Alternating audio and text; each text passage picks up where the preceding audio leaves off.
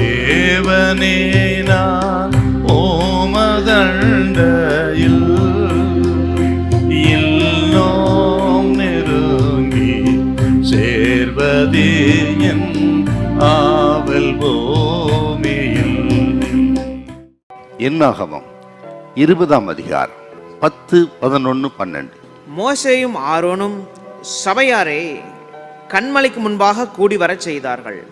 அப்பொழுது மோசே அவர்களை நோக்கி கலகக்காரரே கேளுங்கள், கலகக்காரரே கேளுங்கள், உங்களுக்கு இந்த கன்மலையிலிருந்து நாங்கள் தண்ணீர் புறப்பட பண்ணுவோமோ என்று சொல்லி, உங்களுக்கு இந்த கன்மலையிலிருந்து தண்ணீரை புறப்பட பண்ணுவோமோ என்று சொல்லி தன் கையை ஓங்கி கன்மலையை தன் கோலினால் 2 தரம் அடித்தார். கன்மலையை தன் கோலினால் 2 தரம் அடித்தார். உடனே தண்ணீர் ஏராளமாய் புறப்பட்டது. சபையார் குடித்தார்கள். அவர்கள் மிருகங்களும் குடித்தது. பின்பு கர்த்தர் மோசேயையும் ஆரோனையும் நோக்கி, நீங்க கானானுக்குள்ள போக மாட்டீங்கப்பா. யார பார்த்துங்க? பிரதான ஆசாரியனாயிருந்த ஆரோனை பார்த்து 20 லட்சத்துக்கு அதிகமான மக்களை 40 வருஷம் வனாந்தரத்தில் நடத்தி யோர்தானுக்கு அருகிலே கொண்டு வந்து நிறுத்தினாரே அந்த மகா பெரிய தலைவன் தீர்க்கதரிசி மோசே பார்த்து கர்த்தர் சொல்றார், நீங்கள் கானானுக்குள்ள பிரவேசிப்பதில்லை, இன்னும் போக முடியாது. நீங்க என்ன சார் பெரிய தப்பு பண்ணிட்டாங்க 2 பேரும்? என்ன சொன்னாரா? நீங்கள் சங்கீதம் 106, 32, 33 பாருங்க.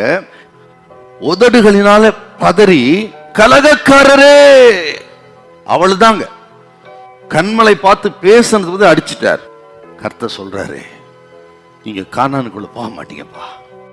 நீங்க உபாகம் 3ஆம் அதிகாரத்தை வந்து வாசித்து பாருங்க, 24ல இருந்து வாசித்து பாருங்க.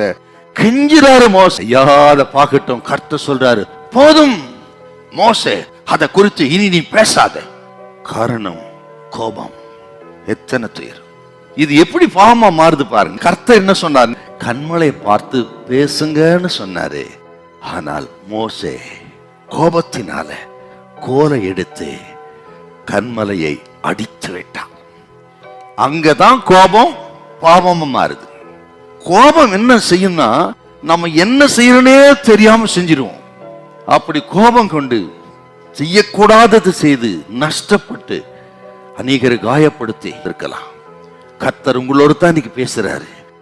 இந்த சுபாவம் மாறணும். கோபம் பாவமாய் மாறக்கூடாது.